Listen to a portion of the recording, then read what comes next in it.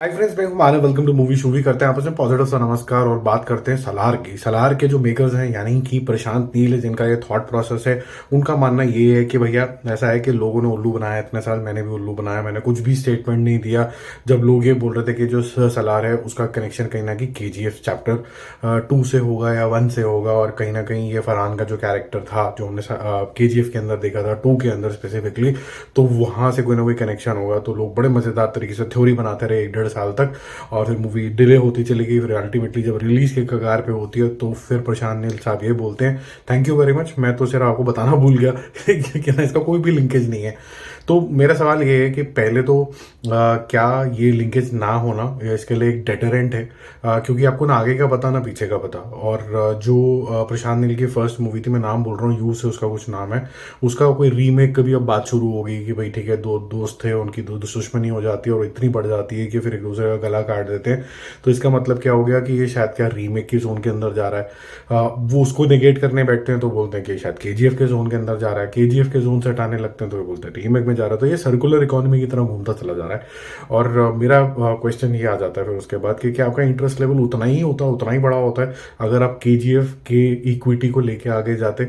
और जो उनकी जो दूसरी स्टेटमेंट आई कि मैं एक बड़े स्टार को दूसरे स्टार की मूवी का पार्ट नहीं बना सकता, ये तो सबसे बड़ी बेवकूफ़ी है। मेरे को लगता है कि सवाल जो जवाब वो कर रहे हैं प्रेस के साथ, ये तो बिल्कुल 0 बटा सन्नाटा वाला आंसर था, क्योंकि उसके हिसाब से तो फिर टाइगर टाइगर के अंदर पठान और पठान के साथ कबीर तो कभी होने ही नहीं चाहिए थे। क्या वो कम स्टार है? इनसे बड़े बड़े स्टार है, वो नेशनल स्टार है। शाहरुख खान तो यूनिवर्सली सबसे ज़्यादा पॉपुलर स्टार है, टॉम क्रूज जैसे लेवल का स्टार है वो यार, वो उससे भी ज़्यादा पॉपुलर है। तो यार ये फिर मुझे बात समझ में आई नहीं। मेरे को एक और चीज़ खटक रही है सलार को लेके, वो ये है कि जैसे मैं एक्साइटेड हूँ अलग लेवल पे कि भाई ठीक है, अलग लेवल का क्या दिखाया जाएगा इसके अंदर, प्रभास को अपनी फॉर्म में वापस आना चाहिए। अब कब तक फ्लॉप देता रहेगा उसके बाद, बाहुबली के बाद भी तो नयापन दमखम है प्रशांत नील में दिखाने का, वो दिखाओ। लेकिन मुझे ऐसा लगता है कि ये जो ट्रेलर की डेट रखी गई है ये बहुत ही खराब डेट है, ये एक डीमीनिंग डेट है मुझे ऐसा लगता है। क्योंकि अगर आप 1 दिसंबर को लॉन्च कर रहे हो, जब हिंदी मूवीज़ का भी एक बहुत बड़ा रिलीज डेट है, जब सैम बहादुर भी रिलीज हो रही है, एनिमल भी रिलीज हो रही है, साउथ के ही डायरेक्टर उसको बना रहे हैं, यहाँ पर मेघना गुलजार उसको बना रही है, तो उसकी एक अलग तरीके की हाइप बनी हुई होगी, लोग उसके स्वाद में होंगे।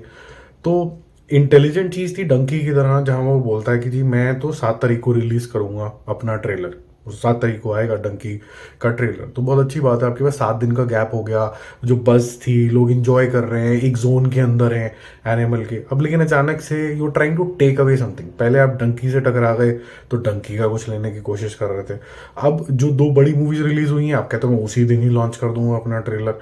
तो ये बात मुझे समझ में नहीं आ रही है, थोड़ा सा इरिटेशन वाला फैक्टर है, क्योंकि people will be on a high, this is want to enjoy what animal is, they also want to enjoy Salaar, but just give us a gap. तो 2-3 दिन का गैप तो रख देते, मंडे को कर देते, तो फ्राइडे सैटरडे संडे अच्छे तरीके से वो मूवीज को लोग इंजॉय करते, बातें करते, थ्योरीज बनाते, कैरेक्टर्स को डिस्कस करते, और फिर मंडे को आप अपना ये भी लेके आ जाते थोड़े दिन के गैप के अंदर, फिर डंकी का भी ट्रेलर आ जाता। तो वो मेरे को लगता है राइट स्ट्रैटेजी थी। आपका क्या मानना है इस सारे मुद्दे के ऊपर? कमेंट करके फटाफट से जरा बता दो।